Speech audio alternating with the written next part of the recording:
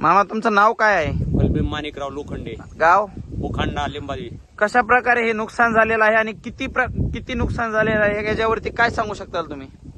ह्या अवकाळी पावसामुळे खूप काही माझं 2 एकर बाजरीचं पूर्ण नुकसान झालेलं आहे साहेब. माझ्याकडे कुणीही लक्ष देत नाही. मी तलाट्यांना फोन केला, मी बऱ्याच लोकांना सांगितलं, पण माझ्याकडे अजून काही कोणी पंचनाम्याला आलेलं नाही. मी काय करायला पाहिजे साहेब, तुम्हीच सांगा आता. किती एकर आहे साधारण हे रान? किती एकरचं नुकसान झालेलं आहे? माझं 2 एकरचं नुकसान झालेलं आहे सध्या.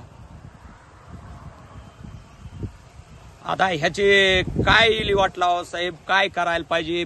कुणीच येत नाही आमच्याकडे. सगळ्यांचं प्रशासन बी दुर्लक्ष करतंय. आम्ही काय करायला पाहिजे नेमकं? या शेतामध्ये पाणी किती होतं आतापर्यंत? आणि मी उन्हाळी पीक घेतल्यामुळं कसं तरी बी